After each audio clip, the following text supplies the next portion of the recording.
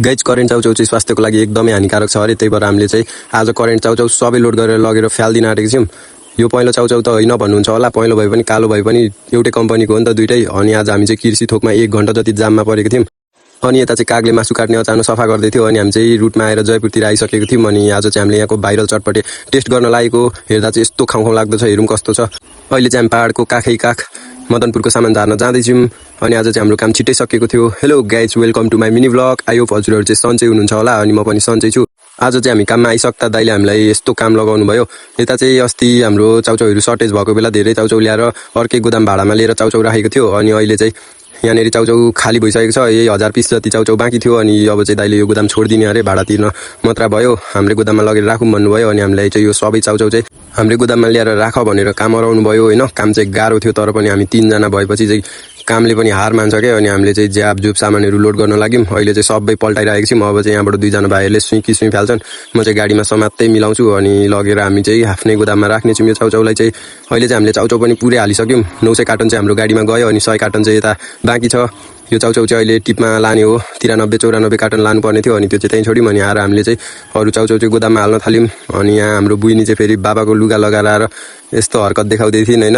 अनि हाम्रो भाइहरूले चाहिँ आज सल्लै गरेर 3 जनाले एउटै भेष लाएर आएका रहेछन् कि के हो, सबैले एउटै भेष लगाइरहेका थिए। अनि म चाहिँ यता चाउचाउ दिँदै थिएँ भाइहरूलाई। अनि हामीले चाहिँ दमादम चाउचाउ झार्न थाल्यौँ। अरू बेला त 3 जना थियो, आज त 4 जना थियो। नयाँ मान्छे राखेको हो कि भनेर सोच्नुहुन्छ होला, त्यस्तो चाहिँ होइन। भाइ चाहिँ दाइको आफन्त हुन्। अनि उसको एक्जाम सकिएको छ, त्यही भएर यहाँ आएर हामीलाई काम सघाउँदैछन् होइन। अनि हाम्रो ऋषि भाइ चाहिँ गलिसक्यो अरे। अघि चाहिँ मलाई एकदम 3 जना भएर पेल्न खोज्दै थिएँ, झिकेरै नभइकन आएको आएको थिएँ लिनलाई। अनि अहिले चाहिँ उनीहरू आफै गलिसकेछन्। अनि मलाई चाहिँ एकदम हाँसो लागिरहेको थियो। हामीले चाहिँ चाउचाउ थन्काइसकेर फेरि रुटको सामानहरू लोड गर्दैछौँ अहिले चाहिँ। आज चाहिँ आइतबार, आज चाहिँ हाम्रो जयपुर मदनपुरतिरको टिप थियो।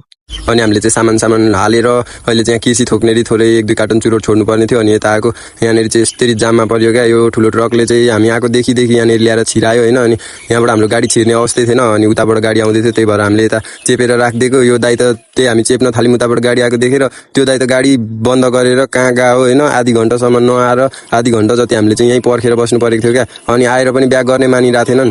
कस्तो मान्छे रहेछन् क्या यो दाइ चाहिँ। अब हाम्रो बाबाहरू भन्दा पनि अझ एजेड थिए, तर पनि यस्तो गरे होइन। अनि मलाई चाहिँ ओभर रिस उठिरहेको थियो। भर्खरको मान्छे, हामी जस्तै मान्छे भए चाहिँ झगडै गरिन्थ्यो होइन। अब यत्रो एजेड मान्छेलाई के झगडा गर्ने। अनि लास्टमा मैले ओभर रिस उठेर प्रतीक भाइलाई पठाएर त्यसलाई राम्रोसँग सम्झाऊ, नत्र ट्राफिक बोलाइदिन्छु भन भनेपछि चाहिँ त्यसपछि मात्र ब्याक गरिदियो क्या। फोकटमा 1 घन्टा टाइम लस गरिदिनु भयो हाम्रो होइन। त्यहाँबाट निक्लेर अहिले चाहिँ हामी यता संसारीतिर आएको थियौँ। अनि यहाँनिर चाहिँ सामान झार्दै थियौँ। अनि यत्तिकै बसिरहेको यहाँनिर चाहिँ मासु काट्ने अचानोमा चाहिँ कागहरूले यस्तो फोहोर गरिरहेको थियो क्या। यो चाहिँ कि छोपेर राख्नुपर्ने होइन। मान्छेको स्वास्थ्यमा यसरी खेलवाड चाहिँ नगरौँ कसैले पनि। त्यो कागले कति फोहोर कुराहरू छोएर आएको हुन्छ, कति फोहोर कुराहरू खाएर आएको हुन्छ होइन। गाइस अहिले चाहिँ हामी सामान झार्दै यता जयपुर आइसकेको थियौँ। अनि हाम्रो सामान पनि निकै खाली भइसकेको थियो। अनि हामीले चाहिँ यहाँ जयपुरको लास्ट पसल थियो चाहिँ हाम्रो। अनि यहाँनिर सामान झार्यौँ। भाइहरूले चाहिँ सामान लाँदै थिए, मैले चाहिँ सामान हेर्दै दिँदै थिएँ। आज चाहिँ हामीले जयपुरतिरबाट सामान झार्दै मदनपुरतिर सक्ने हिसाबले सामान हालेको थियो। अनि यहाँ आइपुग्दा चाहिँ 2 बजेर पनि गइसकेको थियो। अनि हाम्रो प्रतीक भाइले चाहिँ यहाँ भाइरल चटपटे टिकटकतिर देखेको रहेछन्। अनि आज चाहिँ यहीँ चटपटे खाने भनेर हामीले खाजै नखाएको छौँ। अनि हामी चाहिँ यहाँ काम सकेर चाहिँ चटपटे खान जान्छौँ। हेरौँ कस्तो छ त भाइरल चटपटे होइन। एकदम मिठो छ अरे, एकदम चलेको छ अरे, भिडभाड हुन्छ भन्दै थिएँ अघिदेखि। अनि हामीले चाहिँ सामान झारिसकेर अहिले चाहिँ जयपुर चोकमा गाडी राखेर यता चटपटे खान हिँडेको।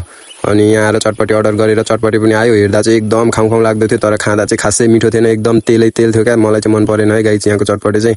हामी चाहिँ खाजासाजा खाएर अब चाहिँ मदनपुरतिर निक्लेको।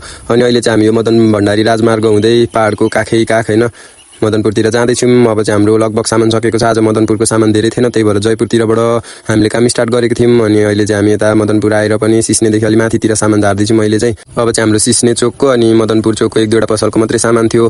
अनि हामी चाहिँ अहिले सिस्ने चोकमा आइसकेको छौँ। अब यहाँ सामान दिएर चाहिँ हामी मदनपुर चोकतिर गएर अलिअलि सामान छ त्यहाँको सामान दिन्छौँ। अनि आज चाहिँ हाम्रो काम सकिन्छ गाइज। आज झापामा मौसम पनि त्यस्तो गर्मी थिएन, घाम पनि बेला मात्र लाग्दै थियो, एकदम शीतल थियो। काम गर्न पनि एकदम आनन्द भएको थियो। आज चाहिँ घाम लागेको बेला चाहिँ लास्टै दिक्क लाग्छ मलाई चाहिँ। ओभर गर्मी चाहिँ म सहनै सक्दिनँ, त्यही भएर गर्मी भयो भने चाहिँ मलाई एकदम अल्छी लाग्छ। अनि आज चाहिँ त्यस्तो थिएन, एकदम आनन्दले काम गऱ्यौँ होइन। आज चाहिँ दिन बितेको पनि थाहा भएन क्या हामीलाई। बिहान त्यो चाउचाउ ओसार्दा चाहिँ अलि एकछिन चाहिँ साह्रै परेको थियो नि त, निकाल राख गर्दा हात दुखेर होइन। अहिले चाहिँ हामीले सिस्नेतिरको सामान दिइसकेर मदनपुरतिर गइरहेको छौँ। अब चाहिँ हाम्रो काम पनि सिद्धिन लागेको छ होइन। हाम्रो चाहिँ अब 1-2वटा पसलको मात्र सामान बाँकी छ गाइस। अहिले चाहिँ हामी मदनपुर आइसकेको छौँ। अनि अब यहाँनिर 2-3वटा पसलको सामान बाँकी छ। अब यहाँको सामानहरू झारिसकेर चाहिँ गोदाम गर गाडी थन्क्याएर हामी चाहिँ घर जान्छौँ। अनि यहाँ भाइहरू चाहिँ सामान रुजु गराउँदै थिएँ, म चाहिँ यत्तिकै बसिरहेको थिएँ। गाइस आजको ब्लग चाहिँ यति नै। भिडियो मन परेमा लाइक कमेन्ट गरिदिनु होला।